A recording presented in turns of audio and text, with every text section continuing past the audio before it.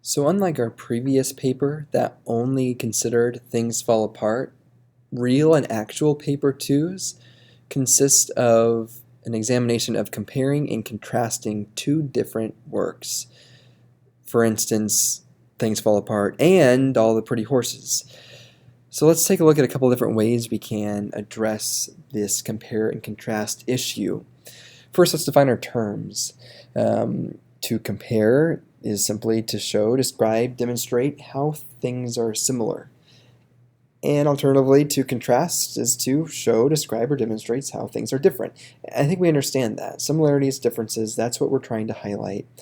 The one key thing you need to keep in mind is you want to be as least obvious as possible in your similarities and differences. If something is apparent right off the bat from reading a novel, we're not really concerned with that because we want nuance, we want subtleties.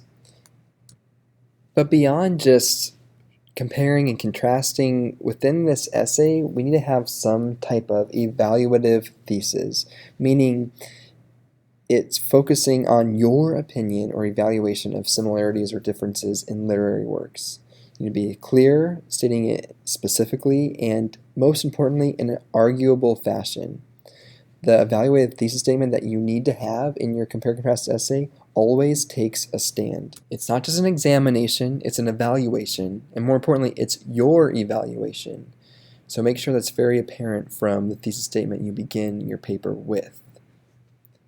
As far as the introduction goes, beyond having a thesis statement, it does need to include a couple other elements as well. Your introductory paragraph needs to include some generalization of the similarities and differences. So not necessarily bringing up specific devices or main concepts, but showing altogether that the plot, the characters, general themes might be present in both works.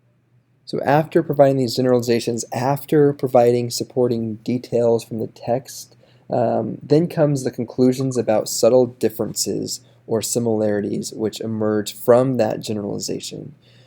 So within this idea of having similar characters or themes or even structure of the plot might come specific devices, some subtleties that help comprise your thesis. So again, these things must be arguable. They must take a stand. You can't just say differences exist in both these works.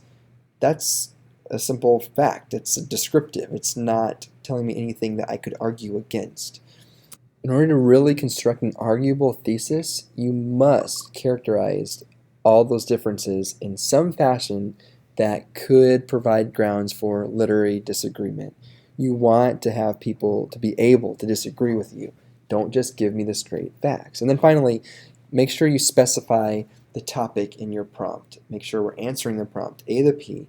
That's always going to be a key goal of ours for our introduction paragraphs. The most difficult step, however, in building this comparison and contrast essay is the organization. And really there's two basic ways to organize your comparison and contrast essays. That's the subject by subject or the point by point format. And you might want to try each pattern before deciding which works better for you, but I will give you a hint. The format that does work best for this specific essay, this paper 2, is the point by point. And let me explain why. Look at the subject by subject format, for instance. What you see in green is the topic sentence, the paragraph subject matter, and that first would be novel A. So let's pretend novel A is Things Fall Apart. Let's pretend novel B is All the Pretty Horses. Your first body paragraph would be only and solely in the subject by subject format about Things Fall Apart. You would give two specific examples and then move on to the next paragraph, and you would only solely talk about All the Pretty Horses. By doing this, however, you avoid several opportunities for actual comparison. Because they're isolated chunks, one subject meaning one novel, and then another novel in a completely separate paragraph, you don't have the same opportunities as you would using the point by point to really compare the two together and show the differences that help us understand what your evaluation of this prompt might be. So look at the point by point on the right-hand side, for instance. You have point 1 talking about novel A and novel B, and point 2, again, in another paragraph talking about novel A and novel B. There's points of comparison there. Those points are the specifics. What would be in your topic sentence? And when we talk about topic sentences, we want to include things like your what, why, as well as that how, especially that how. And that's the point, is the specific device that stands out is a point of comparison between the text.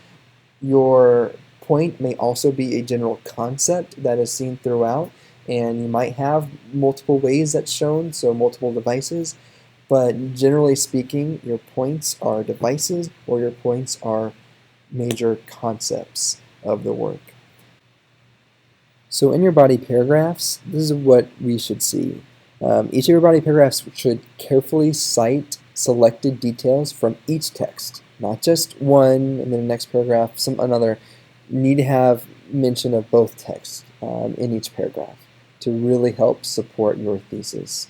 And then each body paragraph's topic sentence then is a conclusion of one subtle similarity or difference. That's that point by point development. And we want to use it because it draws our text together more tightly, at least for this specific paper.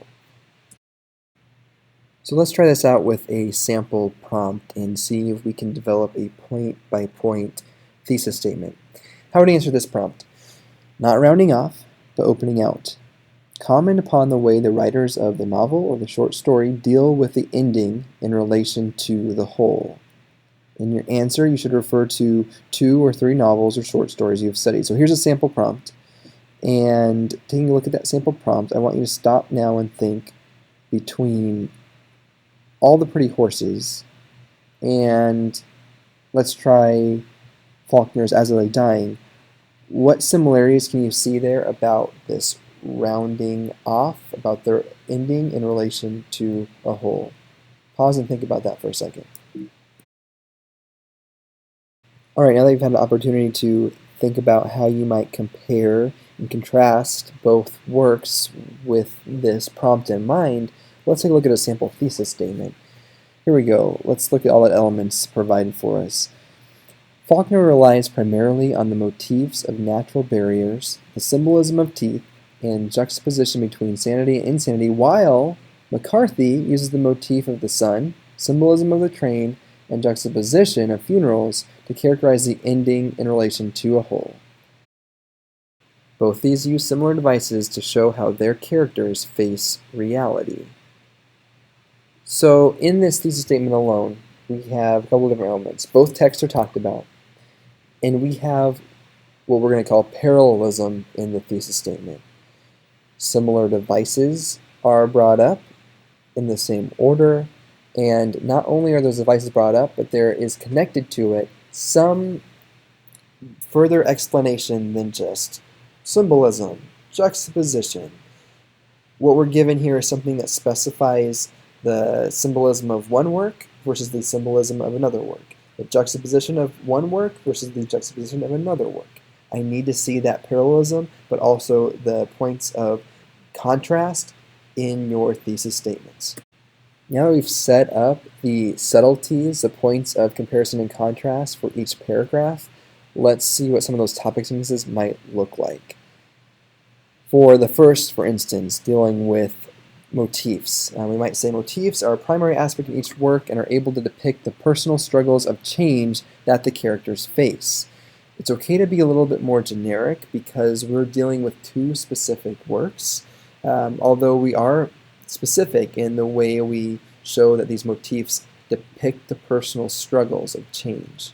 That is our specific point of comparison that we are making.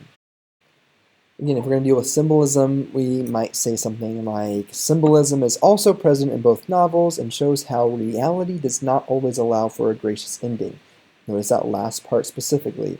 Here is our point of comparison that ties these 2 together. Symbolism is the how, the function of both works, but we'll show the different symbols throughout with specific examples to back those up. So I want you to give it a try before we end here Let's look at this prompt. How would you answer this prompt? How far and what ways do writers present issues of self-awareness and or self-deception in 2 or 3 novels or short stories you have read? First, I want you to specify what are your ways. Now I want you to consider what are the issues of self-awareness and or self-deception. So this is more of the why, the significance, the point of comparisons that you might make in your topic sentences.